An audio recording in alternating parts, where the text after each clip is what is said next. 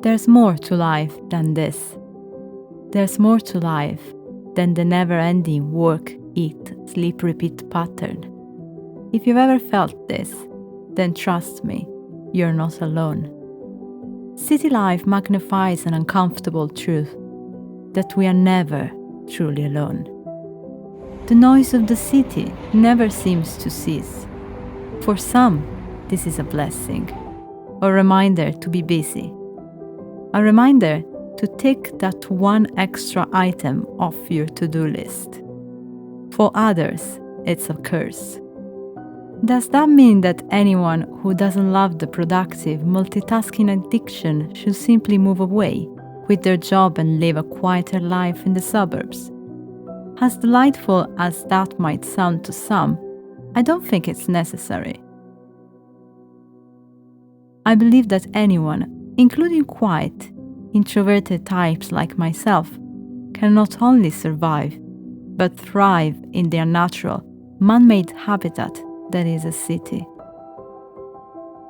I've lived in cities my whole life, and whilst everyone else is going about their fast-paced lives, I've learned a few tricks to keep my life slow.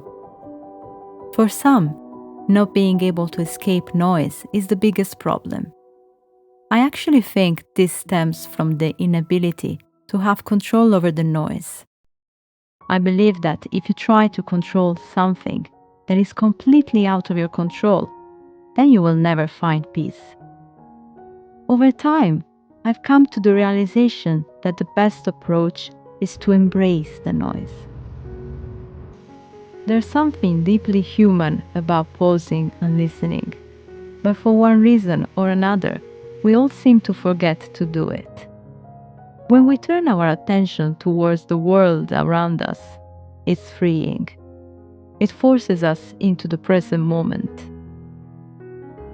I find habits and routine to be as limiting as they are helpful. Have you ever found that those living in cities never seem to get out and explore what's on their doorstep? Maybe this is you, caught up in routine, only going out for a specific purpose. To live slow, do the opposite. Be curious. Wander.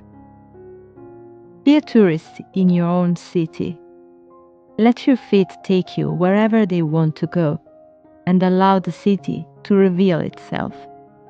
Cities weren't born like this. Ever evolving, they have interesting stories to tell. Allow your eyes to stop your feet when they spot the story that the city is trying to tell. The art and architecture can be inspiring. After all of this was created by humans, like you and I. If you're lucky enough to find a spot which everyone else seems to walk past, feel free to make that your quiet place, to return at a later date. Slow doesn't mean being lazy. That wouldn't be sustainable. Instead, quality over quantity is what's important. Productivity is force-fed to us, but I'm not convinced that multitasking is as good as they say it is. Instead of trying to scratch more and more items off your to-do list, slow down and ask yourself the most human question of all. Why?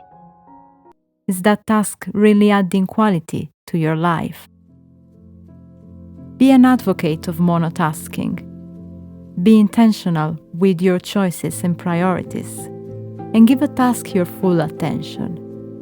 You can still get things done, maybe even more than before. Even if you spent the whole day practicing slow living, it's normal to feel tired and exhausted when returning home after a long day's work. I believe that a tidy house equals a tidy mind. Cities are complex spaces. There is a lot that is completely out of your control. On the other hand, you can control your home. I feel that clutter makes a room so busy. Being tidy allows me to concentrate more on the present moment, because there are no distractions fighting for my attention. This way, I can live slow, have a quiet mind, and recharge. If you struggle with this, why not start small?